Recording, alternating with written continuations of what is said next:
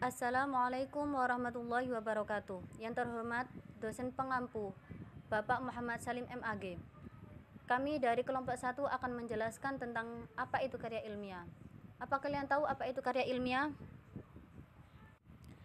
Karya ilmiah adalah karangan yang disusun secara beruntutan dan sistematis yang berisi fakta, data, dan solusi mengenai suatu masalah yang diangkat. Ciri-ciri makalah ada 5. Yang pertama, reproduktif. Yang kedua, tidak ambigu. Yang ketiga, tidak emotif. Yang keempat, menggunakan bahasa yang baku. Yang kelima, menggunakan kaidah keilmuan. Yang pertama, reproduktif. Karya ilmiah ditulis oleh peneliti atau penulis harus diterima dan dimaknai oleh pembacanya sesuai dengan makna yang ingin disampaikan. Pembaca harus bisa langsung memahami konten dari karya ilmiah. Yang kedua, tidak ambigu. Sebuah karya ilmiah harus memberikan pemahaman secara detail dan tidak dikemas dengan bahasa yang tidak membingungkan. Dengan begitu, maksud dari karya ilmiah itu bisa langsung diterima oleh pembacanya. Yang ketiga, tidak emotif. Karya ilmiah ditulis tidak melibatkan aspek perasaan dan penulisannya, sebab karya ilmiah harus memaparkan fakta dan didapatkan dan hasil analisis penelitian, bukan dari perasaan subjektif dari penulisannya. Yang keempat, menggunakan bahasa yang baku. Penggunaan bahasa yang baku meliputi setiap aspek penulisannya, mulai dari penulisannya sumber, teori, hingga penulisan kesimpulan. Ketidakbakuan pada tulisan karya ilmiah hanya akan membuat pembacanya bingung dan apa yang ingin disampaikan dalam tulisan tidak dipahami pembaca. Yang kelima, menggunakan kaidah keilmuan. Penulisan karya ilmiah harus menggunakan kaidah keilmuan atau istilah-istilah akademik dari bidang penelitian si penulis. Hal itu bertujuan untuk menunjukkan bahwa peneliti atau penulisnya memiliki kapabilitas pada bidang kajian yang dibahas.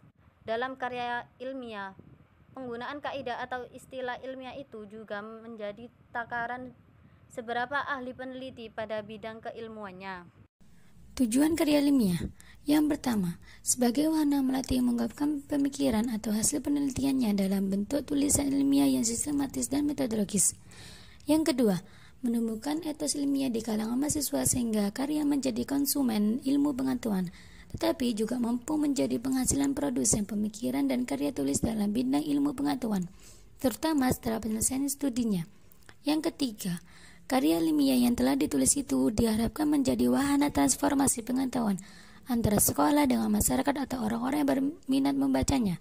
Dan yang keempat, membuktikan potensi dan wawasan ilmiah yang dimiliki mahasiswa dalam menghadapi dan menyelesaikan masalah dalam bentuk karya ilmiah setelah yang bersangkutan memperoleh pengetahuan dan pendidikan dan jurusannya. Dan yang terakhir, melatih keterampilan dasar untuk melakukan penelitian. Manfaat karya ilmiah. 1. Melatih untuk mengembangkan keterampilan membaca yang efektif. 2.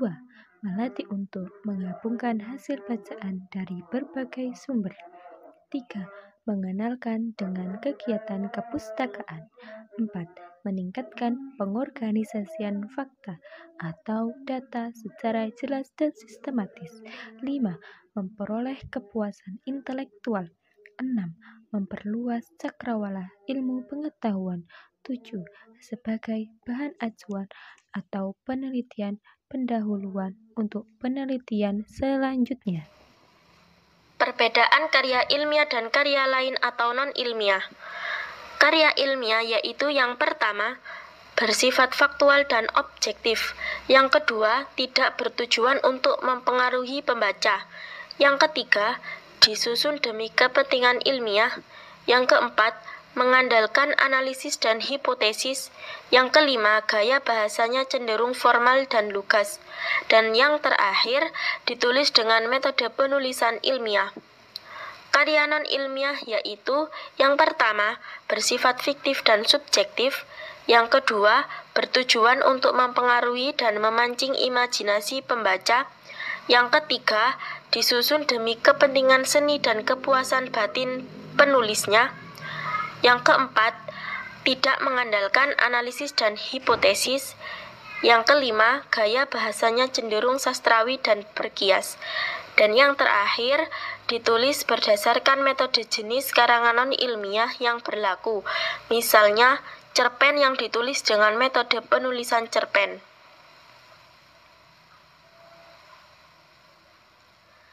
Sekian yang dapat kami sampaikan. Apabila ada kesalahan dalam pengetikan, kami mohon maaf sebesar-besarnya. Wassalamualaikum warahmatullahi wabarakatuh.